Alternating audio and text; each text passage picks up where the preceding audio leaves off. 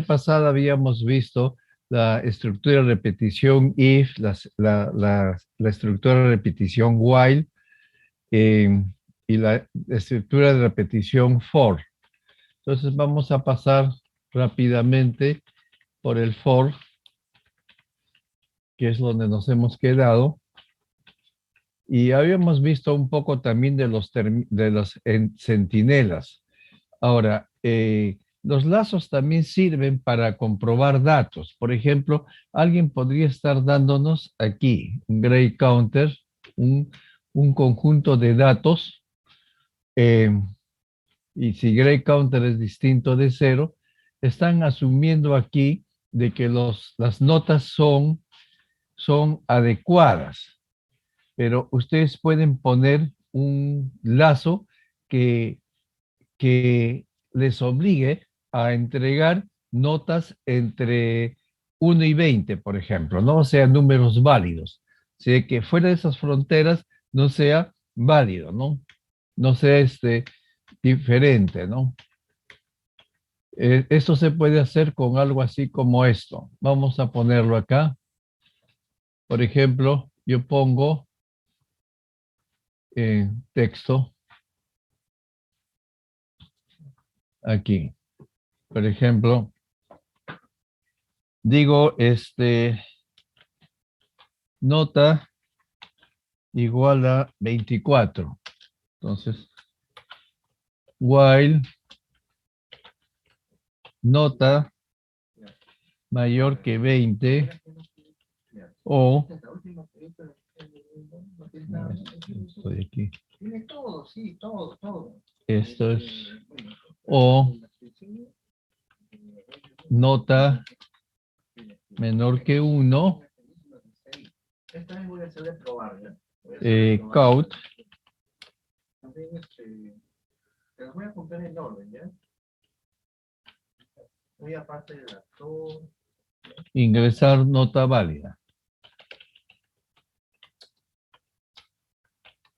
Nota válida. Vamos a poner acá válida y aquí le decimos 1 a 20. ¿Está bien? Y luego decimos sin nota. Ahora, aquí hay un error, ¿no es cierto? ¿Cuál es el error que se está cometiendo? Que sencillamente son dos sentencias. Cuando son dos sentencias, esto debe estar incluido en una entre llaves.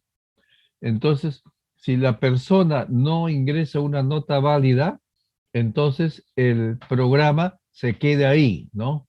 Se queda ahí y recién cuando pone una nota válida, procede a evaluarlo. Procede con el resto, ¿no? Entonces, los whiles, las estructuras de repetición también nos permiten establecer condiciones cuando debe de ingresarse algo. Observen de que aquí hemos forzado nota igual a 24, entonces va a entrar forzosamente aquí, ¿no? Porque nota es mayor que 20 o nota menor que 1. Ingrese nota, si ingresa una nota, por ejemplo, -5, entonces no sale de este lazo. O si post pone 21, tampoco sale de este lazo, porque este es un OR. Los OR, observen, tienen lo siguiente. Y eso es también con los AND.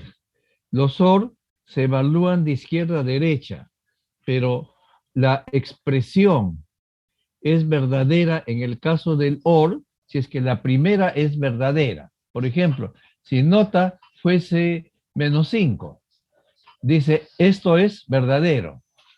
Y entonces evalúa si esto es verdad. -5 es menor que 1, entonces no, entonces recién ingresa. Pero si la nota hubiese sido 20, como en este caso 24, ya no evalúa este segundo.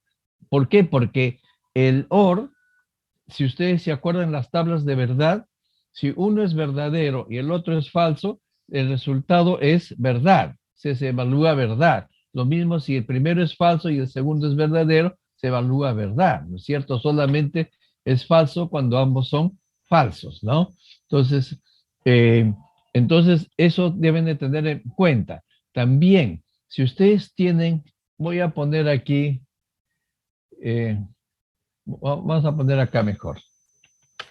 While A y B. Digamos, son dos condiciones, A y B. Si A es verdad, entonces evalúa B. Pero si A es falso, ya no evalúa. ¿Por qué? Porque la conjunción va a ser falso. La conjunción, para que sea verdadero, tiene que tener las dos cosas que sean verdad. Entonces, si la primera es falsa, ya sabemos que es falso. A veces, por eso, por ejemplo, pueden tener cosas así con ampersand, C y D, ¿no es cierto? Entonces ahí, halló que A es falso, ya no se evalúan los demás, si es verdadero o falso. Pero si es verdadero, se evalúa B. Y si B resulta falso, ya no se continúa evaluando. Pero si B es verdadero, se evalúa el valor de C. Entonces, si C es verdad, entonces se evalúa el valor de D finalmente para establecer si esa expresión en su totalidad es verdadera o falsa. Entonces, cuando tenemos los whiles, podemos tener esto y también tenemos formas de evaluar, ¿no? O sea, no necesariamente se tiene que evaluar todo el circuito. Bien, vamos a dejar esto entonces. Y ese era un comentario mío del while que ya hemos visto. Este es estructura de control anidados, ¿no? Entonces hay un while, input, if, else. Observen que no va a necesitar paréntesis cuando nosotros tenemos una sola sentencia. Entonces, este programa nosotros lo analizamos la clase pasada sin mayor problema. Estas expresiones son las operaciones de asignación también, y el más, menos, menos, esto lo hemos visto, cómo trabajan ellos. Son repeticiones que son controladas. Observen, dos sentencias, entonces se incrementa el contador, ¿no?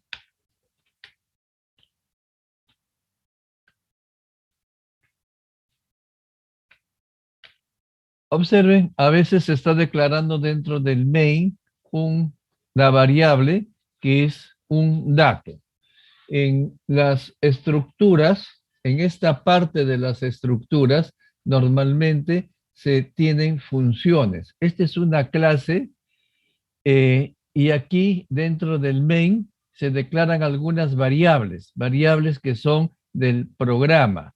Y esta es una función. Por supuesto de que por ser función va a tener como este es definido como una clase, va a tener varias clases o varias funciones, como corresponde al caso que hemos dicho de lo que es un objeto. Entonces este es controlado, no hay punto y coma ahí. El for, ya sabemos. El for significa que es un número finito de datos que vamos a procesar. La repetición de for se puede hacer como un while, pero el while no necesariamente se puede hacer como un for, ¿correcto? La repetición del for es esto, es un diagrama de flujo de actividades. Esta es una forma también, observen, el incremento es number más igual a 2, o sea, lo mismo que decir número, number igual a number más 2, ¿no es cierto? Cuando se pone aquí number más significa number igual a number más 1, y la suma, ¿no? Suma más igual a number, o sea, está sumando los números del 2 al 100, ¿no? Claro que muchos dirían esto es un poco espeso porque con una fórmula 100 n por n más 1 sobre 2, sencillamente yo obtengo el mismo resultado. Es cierto. Esto también lo vimos del, este, del, de la aritmética, y aquí introducimos la librería MAT, si es que no me acuerdo, CMAT. Esta librería CMAT tiene algunos valores, como por ejemplo el valor de pi, el valor de la exponencial también lo tiene como e, no como x. Y aquí tiene también el exponencial, que es como power o pow principal multiplicado por 1 más rate year, ¿no? O sea, estos son dos argumentos. Normalmente el POW trabaja con dos variables reales, variables que son declaradas de tipo doble en la librería, pero year, por ejemplo, ha sido creado como entero. Vamos a ver cómo ha sido creado year. Hasta acá, main amount principal, rate, que son dobles, ambos. Luego, year, no, sí, aquí ha sido declarado el año como si fuese un entero. Sin embargo, aquí lo acepta, ¿no es cierto? Lo acepta como el exponente, no necesariamente como el exponente de esa forma. Y ahí tienen los valores que se hacen. Este es un caso de múltiples, entonces vamos a pasarlo rápidamente porque esto lo hemos visto también en la clase pasada. Y en donde nos quedamos fue en la repetición do while. Sus oraciones son estas, siempre y cuando aquí haya más de una oración. Do while, ¿está bien? La forma de continuar el lazo lo prueba al final, no al principio, como hace el while. ¿Está bien? Y, y por ello, el lazo del cuerpo se ejecuta por lo menos una vez. Es ejecutado una vez. El formato es el que ustedes están viendo, donde statement significa oración o oraciones. O sea, puede ser más de una oración. ¿Está bien? Aquí tenemos do, observe, counter igual a 1. Entonces va a ingresar este counter y va a dejar un espacio hasta que el más counter menor o igual que 10, ¿no es cierto? Hasta que sea menor o igual que 10. Por eso es de que empieza con este 1. O sea que ingresa por lo menos una vez. ¿Está bien? Muchos de ustedes son aficionados a usar bastante el do. Y yo tengo reservas porque a veces el problema establece, observen, el problema establece de que podría ser, por ejemplo, estamos procesando notas de alumnos y les ponen como condición de que podría ser que no se procese ninguno. Entonces, no pueden entrar al lazo porque la forma de ver que esto no sea el número que ustedes quieran, se prueba al final, la condición se prueba al final. Entonces, esa es una dificultad con algunos problemas y por eso es de que se debe de elegir en ese caso usar el while preferentemente, a menos que digamos tengan la completa seguridad de que el primero es un dato que pueden validarlo fácilmente, ¿no? O que sencillamente de alguna manera han indicado con un if, por ejemplo. If no desea procesar notas, salirse. Else quiere decir de que sí debe procesar, entonces pueden hacer un do while y chequear, ¿no? De esa forma. Pero esa forma de programación es un poco más enredada, pero al estudiante le gusta eso, ¿no? A algunos estudiantes les gusta un poco enredarse con ese tipo de cosas, pero hay problemas con el do while. Sin embargo, sigue siendo una estructura válida. cuando nosotros queremos procesar por lo menos un dato. Observen, se necesita tener la seguridad de que el problema requiere el procesamiento de por lo menos un dato.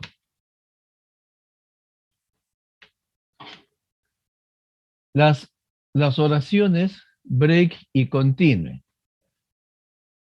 El break sale, o sea, es una oración que permite salir de cualquiera de esos lazos, del while, del for, del do while, del switch. Sale completamente. Y el programa continúa con la primera oración después de la estructura. Por ejemplo, ustedes pueden tener aquí lo siguiente. While, digamos, a menor que 100. Y comienzan a hacer sus oraciones y dicen por 1,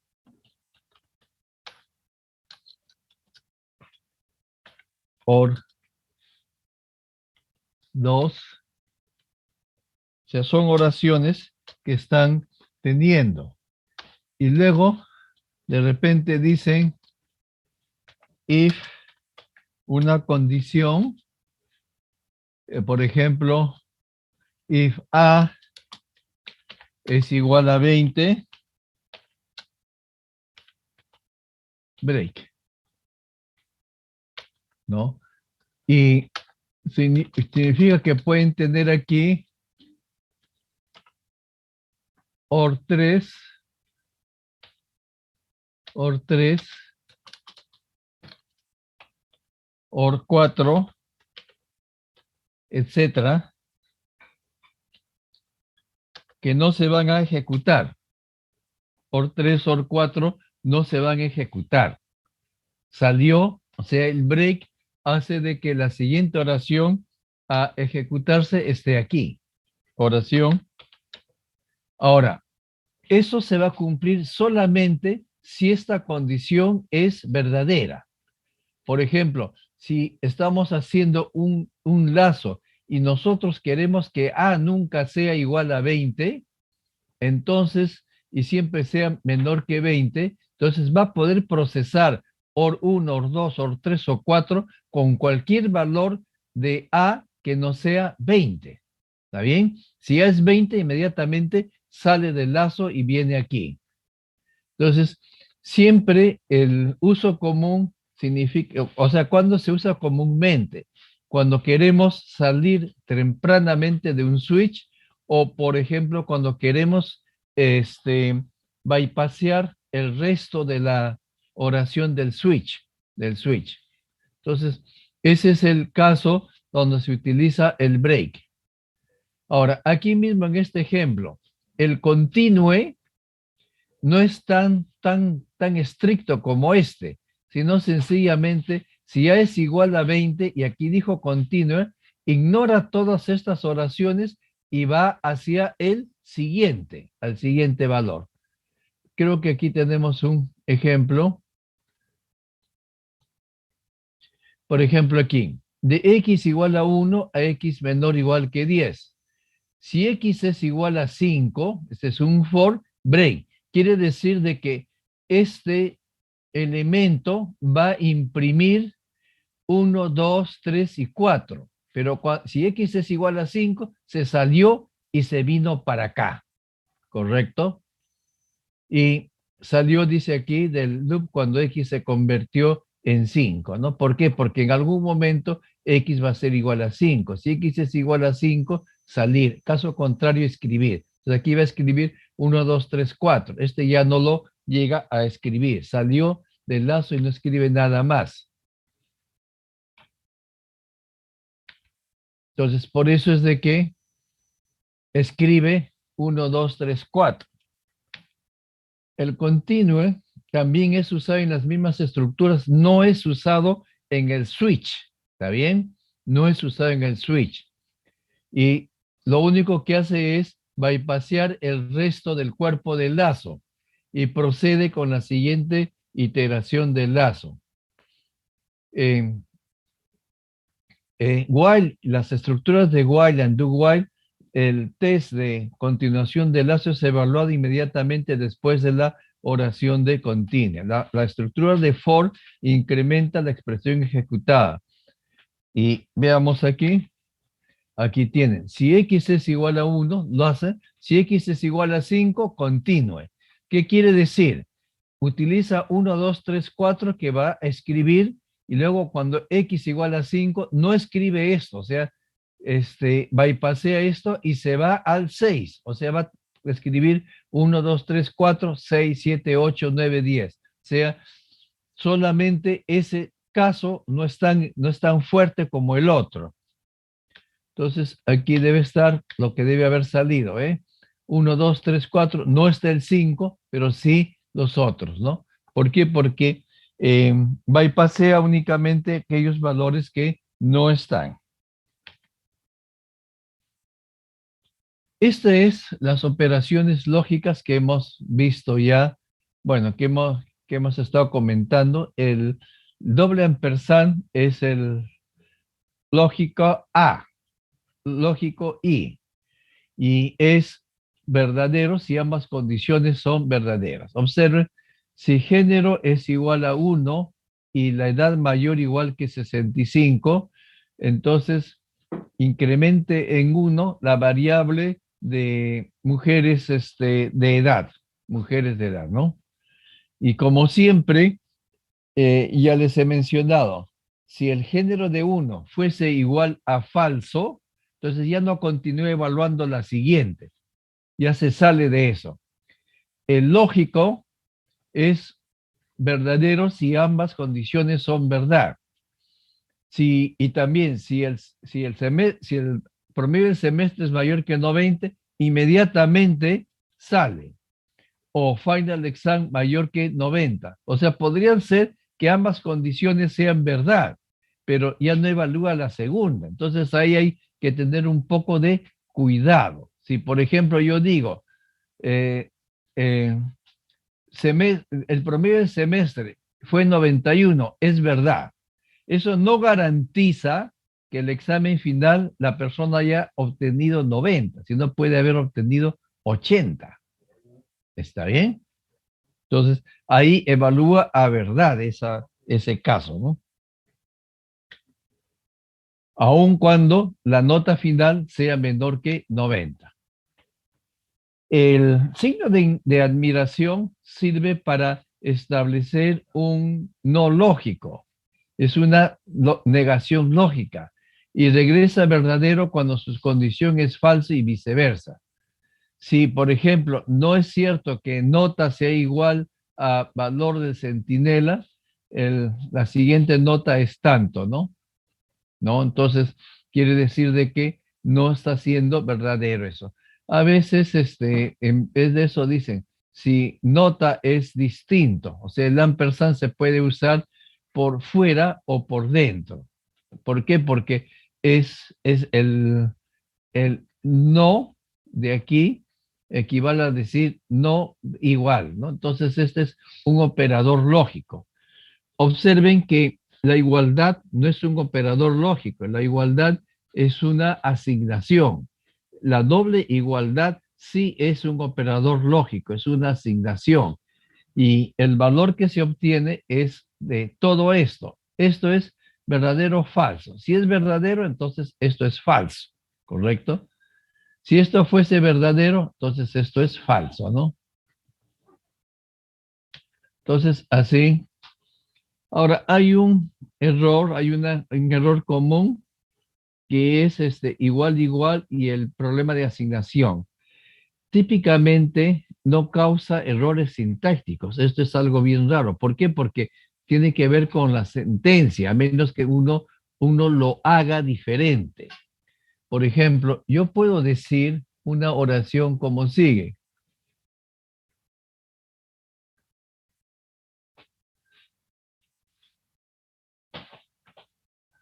Eh,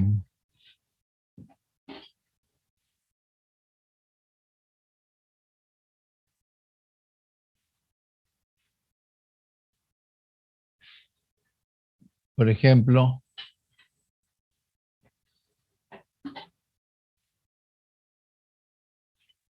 X igual a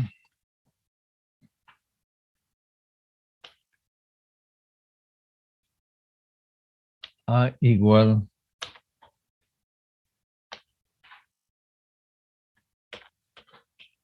B más C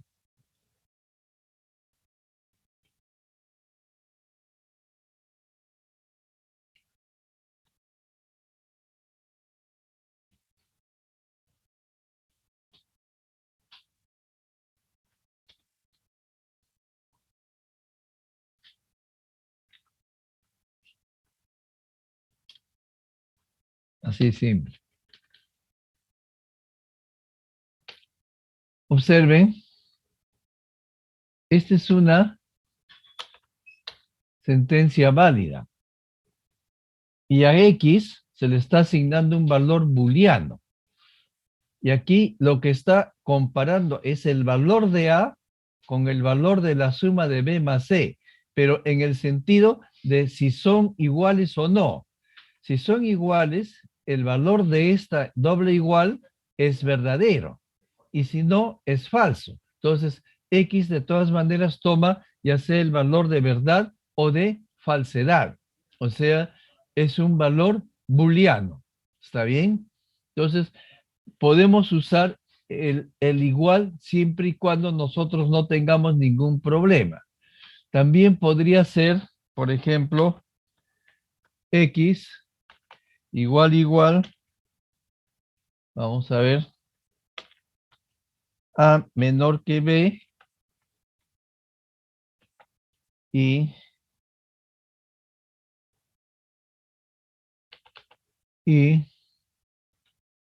C mayor que D.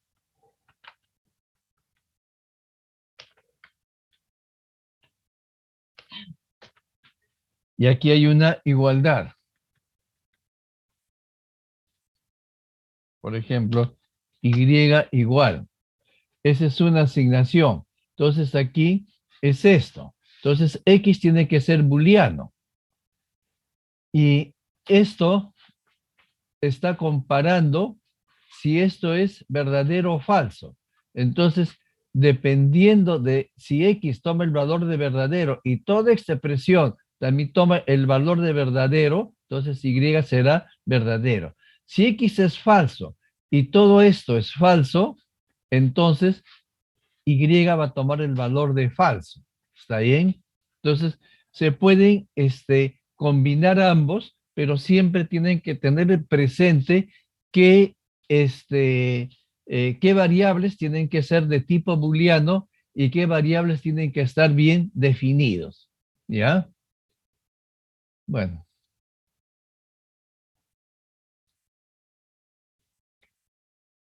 Por ejemplo, si el código de pago es 4, está comparando ahí dos números, pero el resultado de esto es verdadero o falso. Si es verdadero, entonces usted obtuvo una gratificación y finaliza.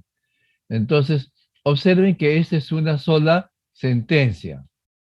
Si fuese presentado con esto, aquí el paycode tiene que ser una variable que se asigna el valor de 4 y probablemente hasta donde yo sé esto daría un error de compilación. Esto tendría que ser un error de compilación que no lo puede poner. Ahora, la oración es verdadera, paycode es establecido a 4 y esto es verdad, ¿no? O sea, es una forma de... bueno, esta es una forma que tiene a veces el, el, este, el C++ de, de procesar este tipo de cosas. Expresiones que aparecen en el lado izquierdo de una ecuación pueden ser cambiados, por ejemplo, variables como esta. Son valores a la izquierda, valores a la derecha. Normalmente nosotros vamos a escribir con valores a la izquierda una sola variable y a la derecha puede ser una expresión. Esto, por ejemplo, no se puede escribir, ¿no? Los valores de la derecha aparecen en el lado derecho de la ecuación y esto no puede ser. Los valores de la izquierda, por ejemplo, esta X puede ser usado como valores a la derecha de la expresión, o sea, después del signo igual como valores de R, pero no viceversa. Al revés, no. Este que está a la derecha no se puede usar aquí. ¿Está bien? A menos que sea una variable. Este es el resumen de la programación estructurada. Secuencia, que significa una secuencia de cosas. La estructura if, selección múltiple, if else, que es lo que se hace. La estructura de while, que viene a probar y luego continúa hasta que se llega a una condición final. Repetición, el do while ingresa de todas maneras, ingresa de todas maneras al lazo.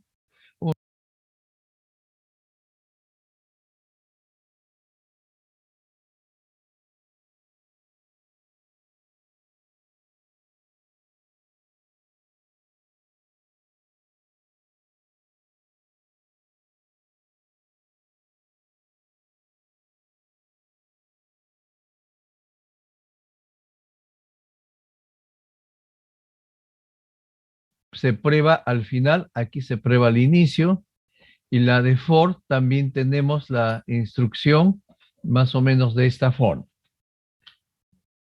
Son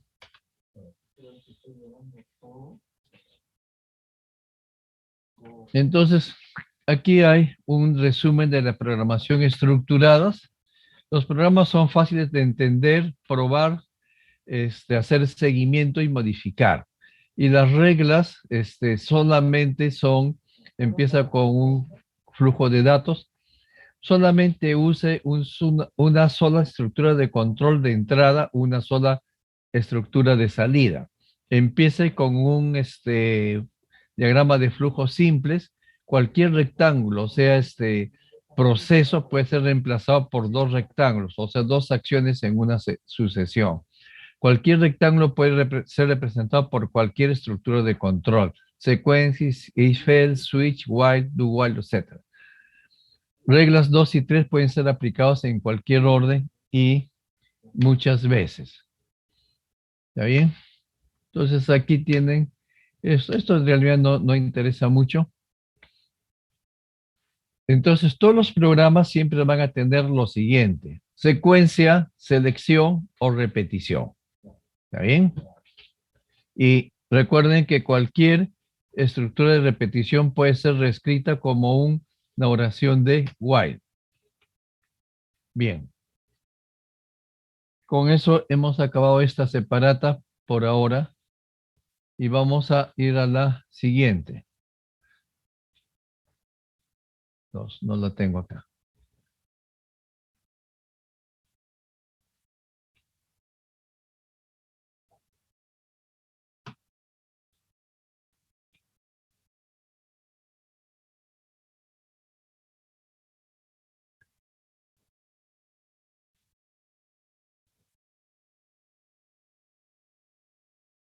Bien. Ahora vamos a empezar con algo que es fundamental y que permite la modularidad o permite, digamos, de que los programas se puedan quebrar, que lo que habíamos hablado tanto del diseño descendente, lo que habíamos hablado de divide y vencerás, se viene aquí. Cuando tenemos una cosa que puede ser complicada, definimos una función para que lo haga. Entonces, vamos a ver algunas cosas aquí. El principio de divide y vencerás significa construir un programa de pequeñas piezas o componentes. Cada pieza es más manejable que el problema original. O sea que esto se usa para dominar la complejidad que puede tener un problema. Los programas, los módulos son las funciones y las clases. ¿Está bien? Los programas usan módulos nuevos y preempaquetados. También el usuario define sus propias funciones y sus propias clases o usa los preempaquetados de la librería estándar. Eso sí, siempre la librería estándar está presente. Las funciones son invocadas, son llamadas mediante llamadas a las funciones, mediante llamadas, usando el nombre de la función y la información que son argumentos si se necesita. Las definiciones de las funciones solamente son escritas una sola vez y son independientes de otras funciones, aunque una función puede llamar a otra función, pero su código es independiente y está definido por llaves. Es una analogía que se hace de un jefe a un trabajador. Un jefe que es la función que llama o pero le pide a un trabajador la función que es llamada para realizar una tarea y regresar, o sea, reportarse de nuevamente los resultados cuando la tarea es hecha, ¿no? O sea, esa es una analogía que establece aquí el autor para una componente en C++. Tenemos unas funciones de la librería MAT. La librería MAT está presente, ya lo hemos visto en un programa anteriormente, que es la CMAT, la que tiene el POUT. Entonces, incluye el header file, el archivo de encabezado CMAT. Ahí está. Funciones son llamados escribiendo el nombre de la función y el nombre y los argumentos que tiene. Aquí hay lo que se conoce como una sobrecarga de nombres. ¿Qué es una sobrecarga de nombres? De que varias funciones pueden tener el mismo nombre, pero son llamadas con diferentes parámetros, o sea, con diferentes argumentos.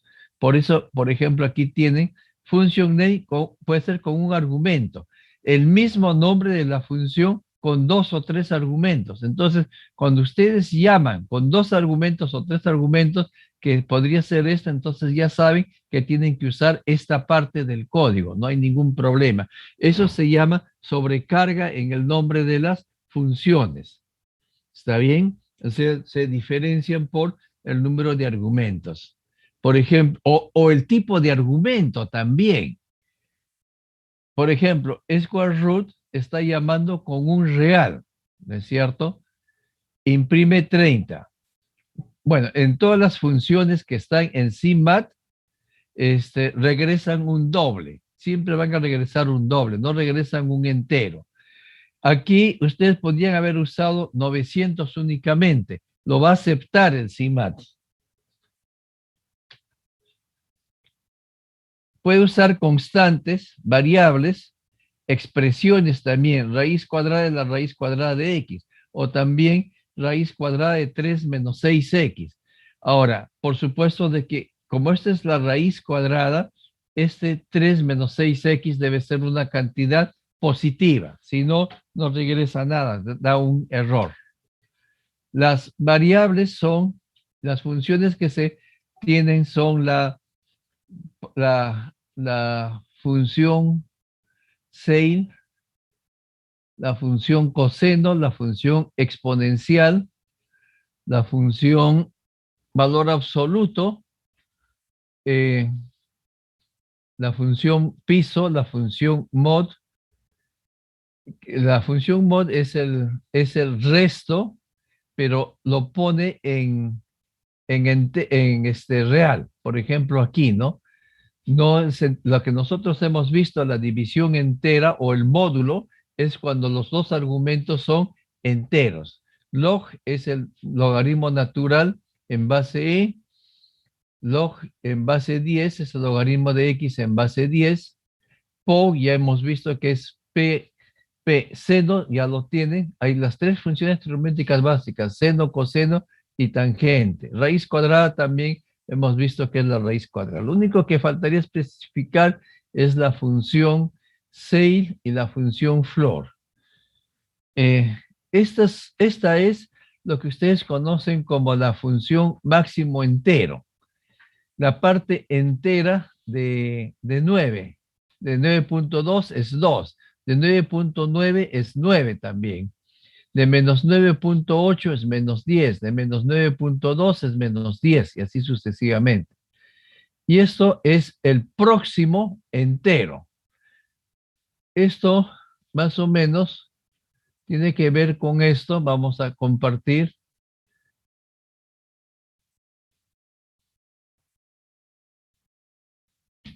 ¿Dónde está esto?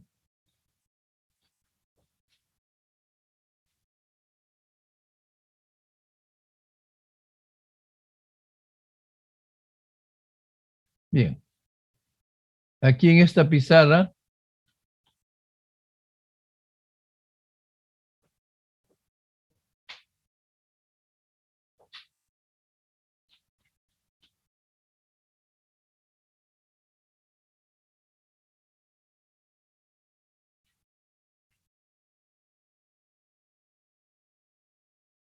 observen, la función identidad es esta de aquí. Esta es la función identidad que es f de x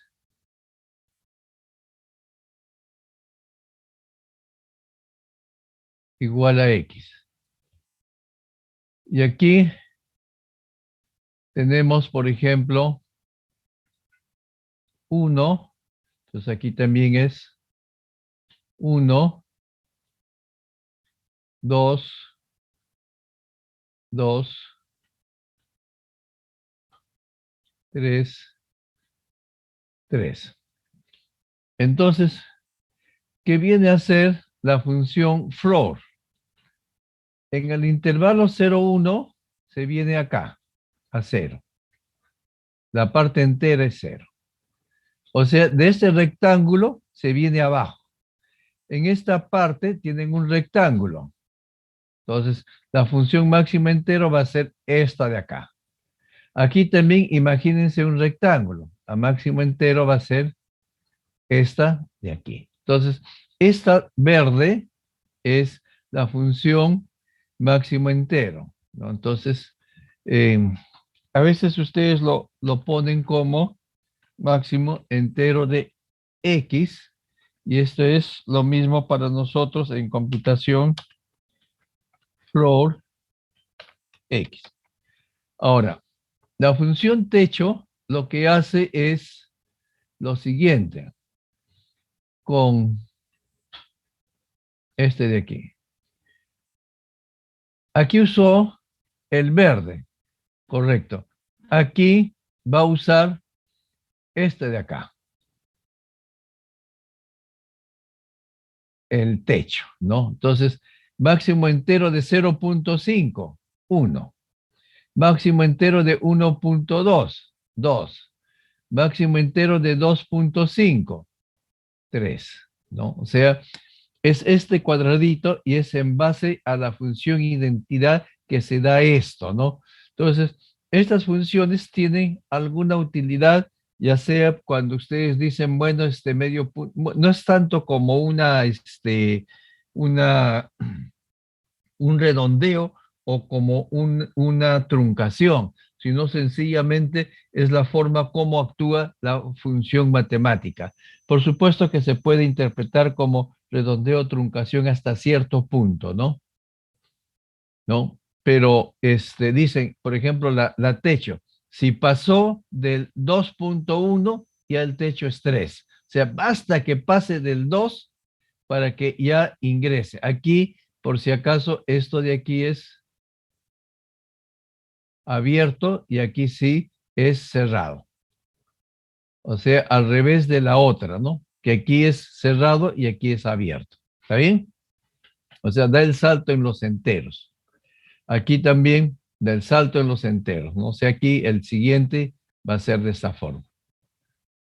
Bueno, dejo de compartir esto para que con eso hemos ilustrado todas las funciones matemáticas que se están teniendo aquí en la diapositiva. Sobre todo esta sail, que es techo, y piso. Todas las demás ustedes la pueden haber conocido de otros aspectos. Ahora, nuestro eh, el,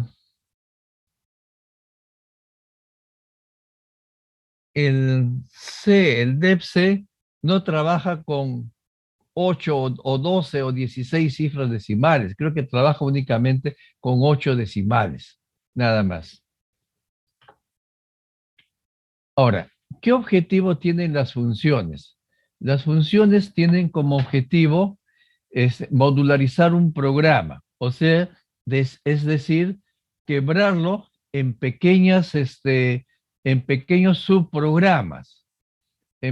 subprogramas, para que de esa manera se pueda trabajar mejor, o sea, se pueda dominar la complejidad que tiene ese programa. ¿Está bien? Y lo otro es con concepto de reusabilidad del software. El concepto de reusabilidad tiene dos aspectos. Uno, de que una función se puede llamar muchas veces, solamente con el argumento, y se escribe una sola vez. Y si ustedes tienen un código para una función, imagínense tengo el código como función para hallar el factorial de un número. Entonces, ese código yo lo puedo llevar a otras funciones que son mayores. Por ejemplo, las funciones que expresan una función en términos de serie de Taylor o serie de Maclaurin, o sencillamente funciones que calculan una permutación o una probabilidad o una combinatoria. Entonces, esos de aquí, esos problemas de combinatoria, de series de Taylor, etcétera, etcétera, tienen como uno de los componentes el tener que encontrar el factorial de un número. Y si yo tengo ese código yo me ahorro de tener que escribirlo múltiples veces. Si no, sencillamente lo he escrito una vez, ya sé que funciona, entonces sencillamente lo llevo, lo integro al, al este, a mis programas. O en todo caso, yo creo, como se ha creado aquí, una librería de mis funciones. Entonces, ahí están mis funciones, ¿no? Y así lo trabajo. Dentro de eso tenemos también las variables locales. Las variables locales son variables que solamente son conocidas en la función en que son definidos. O sea, son las variables que permiten hallar lo que se requiere encontrar, o sea, el pequeño subprograma que se quiere encontrar. En el problema eso tiene como argumento un número y lo que va a devolver es el factorial de ese número.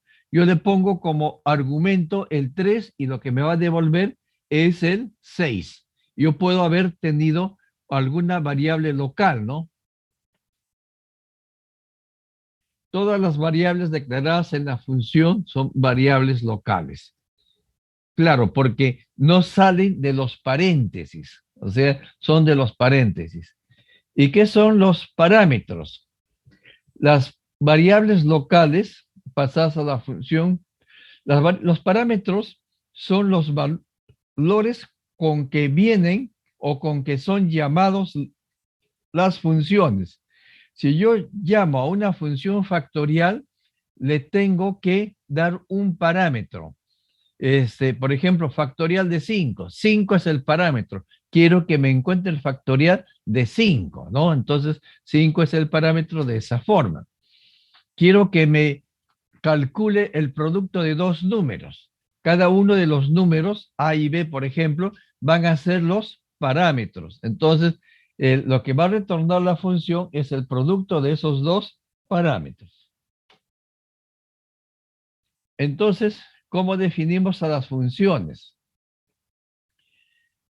Le dice al compilador el tipo de argumento y lo que va a retornar. Aquí está definiendo una función. La función se llama square y va a tener un parámetro que es un entero. ¿Y qué es lo que va a retornar? Es otro entero.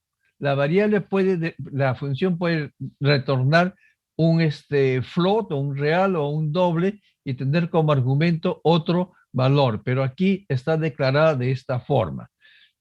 Toma un entero como parámetro, ese es un parámetro y regresa un entero. ¿Cómo lo va a hacer? Ya es otra cosa. ¿Está bien? Para invocar una función, se invoca con el nombre de la función y el argumento, donde X ya es un valor.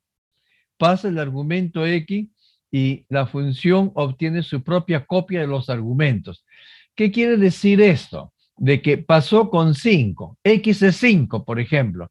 Entonces pasa como 5.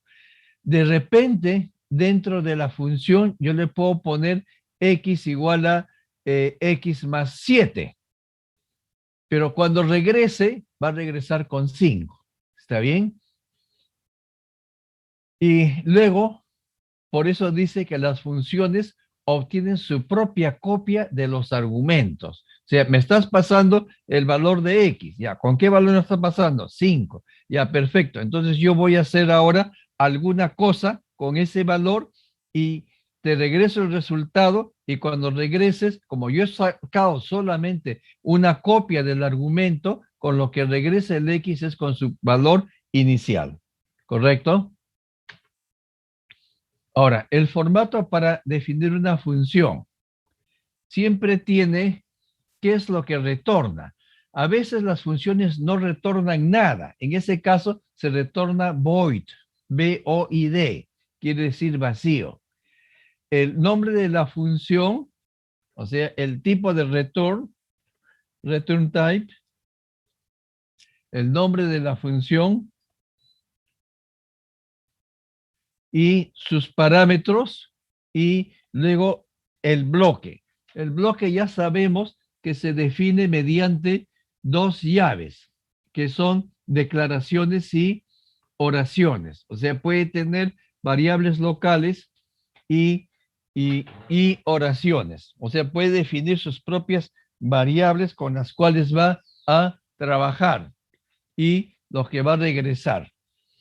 Si no hay argumentos, use void o déjelo en blanco. Cuando tenemos esto, lo más curioso es no poner ningún argumento. No se pone ningún argumento, pero si no va a retornar nada, es void. ¿Ya? Ahora, algunas veces necesitamos usar el void o que no retorne ningún tipo, pero el tipo que retornamos es void. Eso a veces ustedes dicen, pero si es una función que quiero que me regrese el nombre de un cálculo o algo así, me tiene que regresar un número. Pero hay funciones que no van a retornar nada. Por ejemplo, un ejemplo común es cuando yo estoy haciendo el listado, por ejemplo, de los postulantes a la uni. Entonces, yo tengo que poner un encabezado. El encabezado siempre es el mismo. ¿Está bien? Entonces, no voy a retornar nada, porque la función va a decir imprima tal cosa, Universidad Nacional de Ingeniería, imprima tal cosa, resultado de la prueba 1 del examen de admisión, y imprima, ¿qué más? Un encabezado que diga código del alumno, nombre, nota y punto, nada más. Entonces, ese encabezado lo puede hacer una función y como observan, no retorna nada. ¿Está bien? Después, el que va a imprimir ya va a ser otro que va a tener su lista de parámetros. O sea, que va a imprimir y que tampoco necesariamente tiene que retornar nada, ¿no? Entonces, como observan, algunas veces el return type value va a ser void porque la función no regresa nada, sino que está dedicada a otras tareas. A veces son tareas de diferentes como la de impresión. ¿Está bien?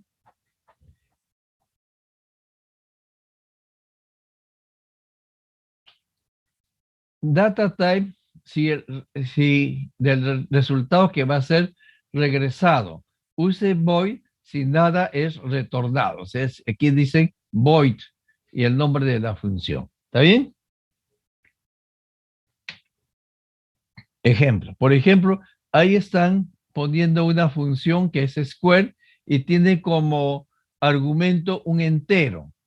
Y dice lo que va a retornar. Y por i, o sea, el cuadrado. La palabra clave return significa qué es lo que va a retornar. Por supuesto, yo podía haberlo puesto un poco más sofisticado. Por ejemplo, declaraba la variable z, int z, y luego decía z igual a i por i, y luego return z, ¿no? Pero esta es una forma más abreviada de hacerlo, ¿no? Entonces, la palabra clave return regresa dato y el control se va a la función que lo llamó. Si no hay data para retornar, use únicamente return punto y coma y listo, ¿no? ¿Por qué? Porque aquí tiene que haber sido declarado como void y return al final. Return siempre tiene que tenerse en la definición de funciones. Hay algunos compiladores, algunos casos en los cuales no necesitan los return. Las funciones no pueden ser definidas dentro de otras funciones, ¿correcto? Lo que sí son funciones, son piezas de software que son independientes y una función puede llamar a otra. Por ejemplo, esta es una función que sale los cuadrados y observen, esta de aquí ya está teniendo la forma. Cuando ponen int square int, significa de que vamos a ponerlo mejor, significa de que esto va a estar definido, ¿correcto? Esto va a estar definido, eh, esto va a estar bien definido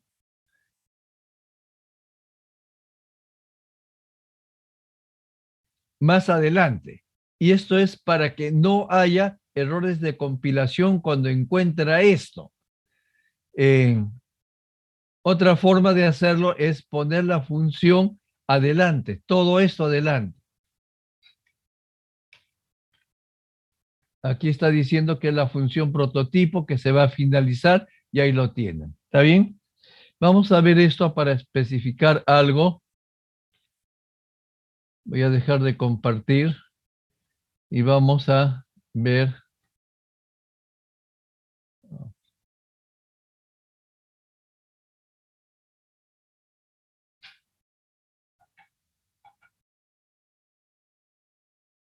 Vamos a compartir esto.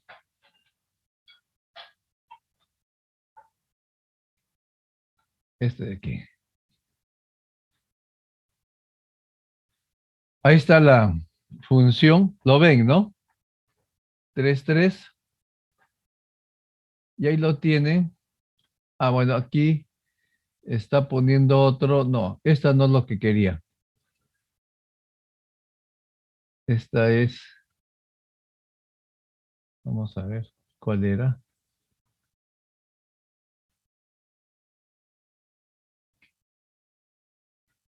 0,3. Está bien.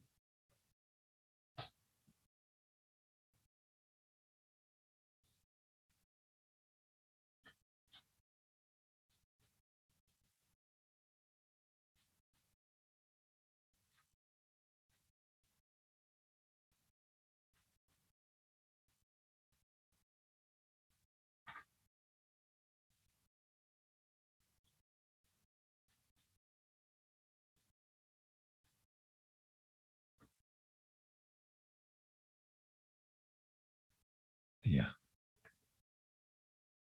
Ahora sí.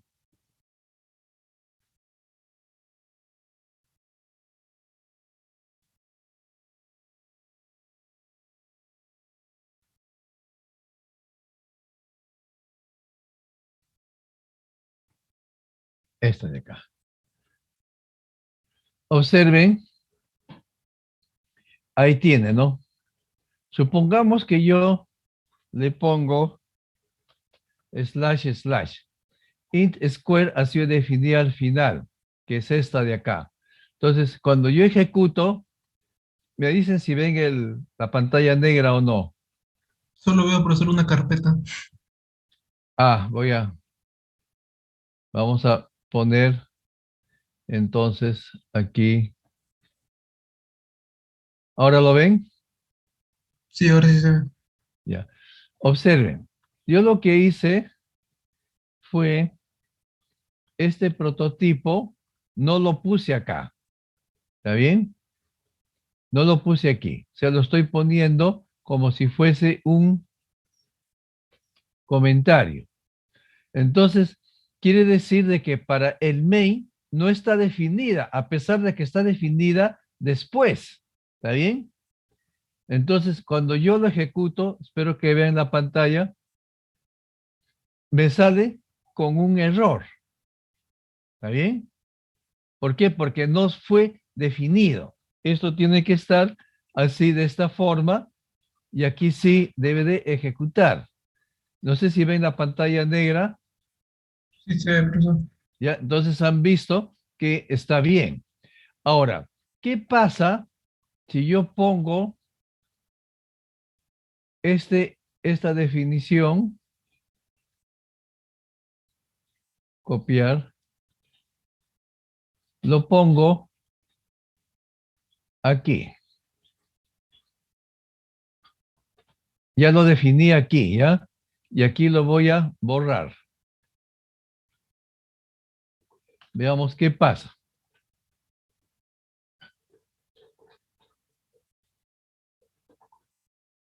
No hay ningún problema, ¿correcto? No hay ningún problema. Ven la pantalla negra. ¿Eso por qué? Porque los programas consisten de diferentes funciones, donde una de ellas es el main. Aquí yo estoy definiendo el square. Lo que pasa es de que todas las funciones que se definan tienen que estar definidas antes del main o después del main.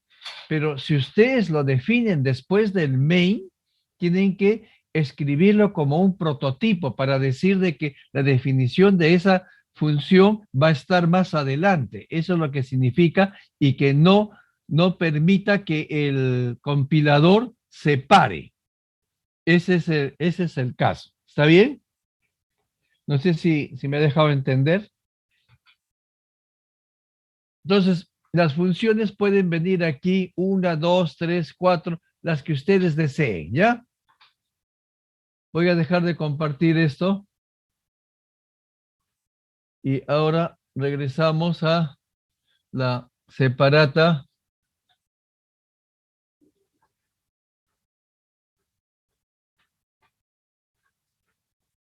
Entonces, observen, aquí dice, el prototipo de la función especifica datos types de argumentos y valores que se retornan. Square espera un entero y regresa un entero. Y esto le dice al computador de que esta función va a ser definida posteriormente.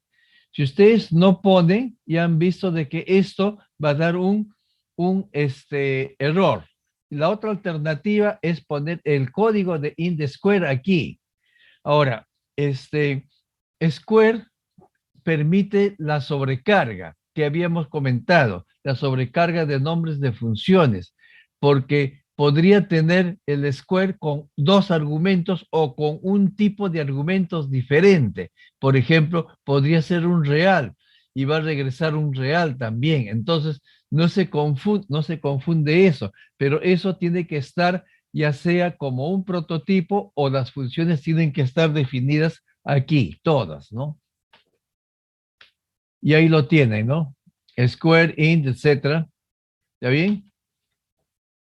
Definición de square. Y es una copia del argumento pasado, ¿no es cierto? Regresa i por i, pero el valor de i continúa, ¿ya? Continúa con lo que ha sido llamado, no es cambiado. Esto vamos a verlo. Voy a dejar de compartir porque esto es importante. Vamos a dejar de compartir esto a la pantalla de... ¿Dónde está la pantalla de? Ese no.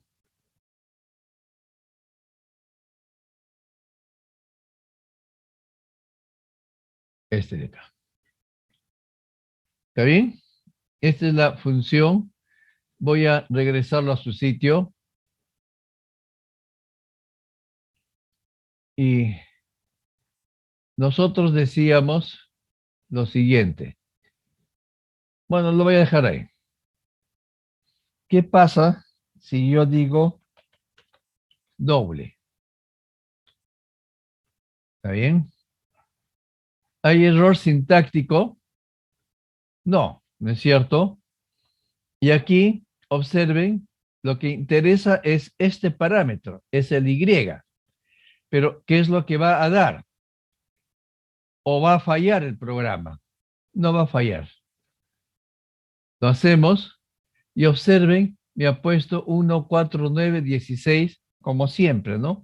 A pesar de que aquí estamos diciendo que está retornando Y por Y. ¿Está bien?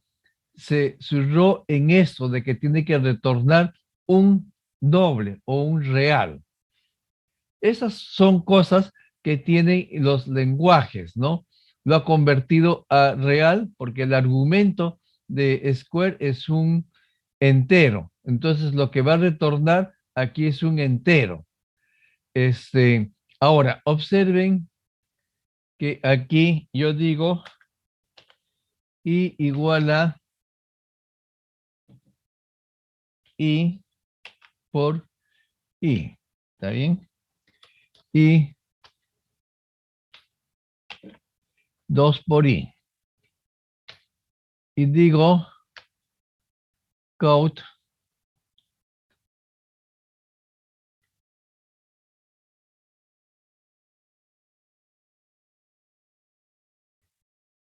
aquí dentro de esto,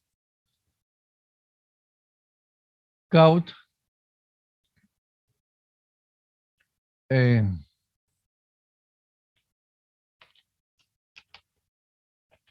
valor de i en la función es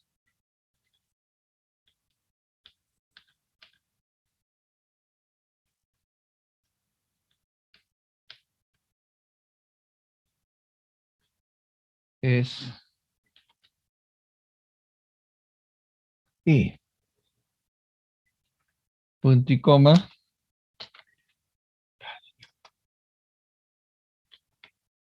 Punto y coma. Y count en L. ¿Ya? Entonces, y lo estoy multiplicando por 2. ¿Está bien? Y yo aquí, cada vez que retorno de aquí, vamos a poner una llave.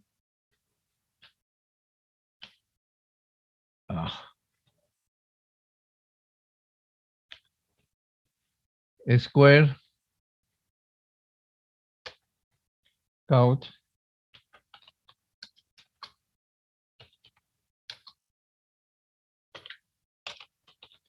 valor de i de x, porque x es y se ha puesto con esto, x. ¿Está bien? Y aquí tengo que ponerle, cerrar la llave que cierra aquí, porque son dos oraciones. Veamos qué sale con esto. Observe, el valor de x es 14, valor de x es 20, valor de x es 316, valor de x es... Bueno, vamos a ponerle... Profesor, bueno, no se ve la ventana negra. ya, un momentito entonces. Vamos a hacer aquí valor, vamos a poner aquí, esto sí se ve, ¿no? Sí, sí. Y aquí vamos a poner, es X, y aquí voy a ponerle en L, ¿ya? Y esto de acá, ya no.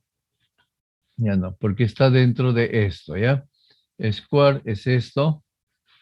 Y aquí dentro de la función estamos viendo cómo va a ser, cómo hace, para que vean qué es lo que hace aquí. Y le voy a poner algo más en valor de X en la función es, no, en el programa principal. En principal es el valor de X, ¿no? O sea, cómo regresó, pero luego de la llamada.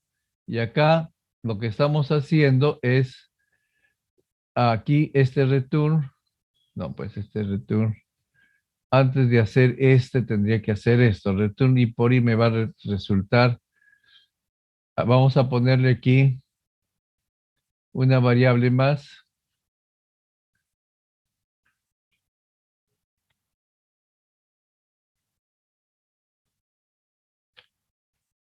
Z int Z y aquí Z igual a X por X. Valor de I en la función es este y aquí le vamos a poner en L y nada más. Y aquí sí return Z. ¿Está bien? Retornamos Z, que es el original que hemos pedido, con el que ha venido. Z es Z, Y por Y. Luego he alterado Y y quiero ver cómo pasa ahí. ¿Está bien? Entonces dicen que no lo ven esto, ¿no? Vamos a verlo de nuevo. Ya, ahora sí lo ven. Y veamos esto. ¿Qué es lo que pasa? Ahora sí ven la pantalla negra. Observen, valor de Y en la función es 2. ¿Está bien? Pero en el principal es 1. O sea que, si bien es cierto, en la función lo cambiamos, en el principal regresó con su mismo valor. ¿Está bien? Y luego pone el cuadrado, por supuesto. El valor de Y en la función es 4, porque lo multiplicamos por 2, pero en el principal es 2. Y aquí está retornando el cuadrado de 2. Observen. Luego, cuando es 3, es 6. 3 al cuadrado es 9. Y en el principal el valor es 3. ¿Correcto? Entonces, con esto, ustedes están viendo de que el parámetro con el que viene no es cambiado. No ha sido cambiado. Eso es lo principal que tenemos que tener en cuenta. No lo cambia. Hay una forma como cambiarlo, pero eso lo vamos a ver después, ¿ya? Sigamos viendo la separata.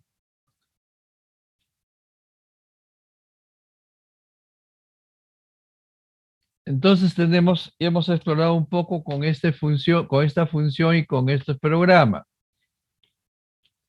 Ahora, observen que es otro programa aquí cuando utiliza 3. Está definiendo la función prototipo. Eso únicamente quiere decir que se va a definir posteriormente. O como les he comentado, ustedes podrían poner todo el código aquí. Eso depende ya de los gustos que ustedes tengan.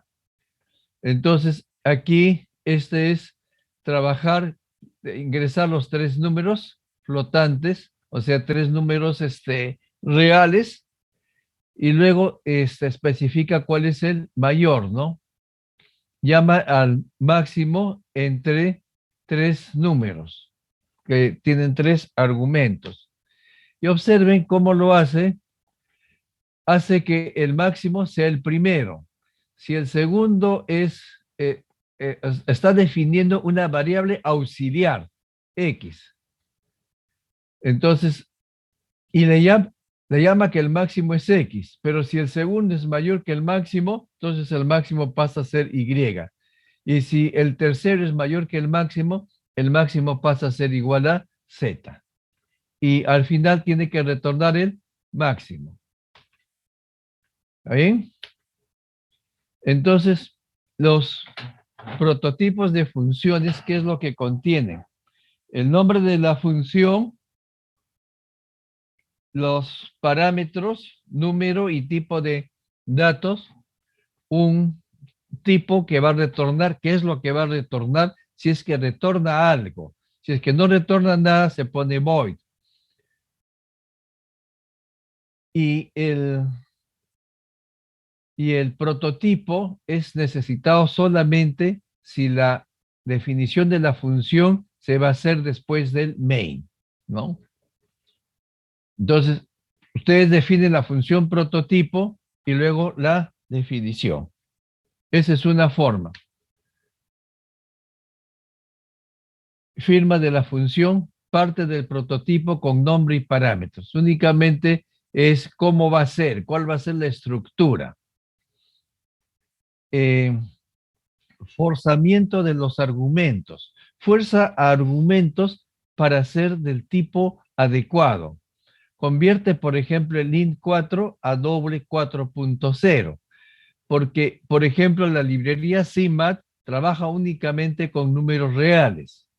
Y las reglas de conversión son, los argumentos usualmente son convertidos en forma automática. Cambiar de doble a int puede truncar datos. Por ejemplo, el 3,4 sería 3. Cuando se mezclan dos tipos, el resultado es del tipo más alto. Por eso es de que a veces un entero lo convertíamos a real sumándole 0, 0. ¿Se acuerdan que la vez pasada hicimos un programa donde yo le puse más 0, 0, que era no alterarle, porque lo único que hacía era convertir un entero a un real? Los prototipos son los que tienen ustedes aquí: long doble, doble, float, unsigned long int, long int y unsigned int, unsigned short int. Ocupan diferente tipo de cosas, ¿no? El booleano falso es 0 y true es 1.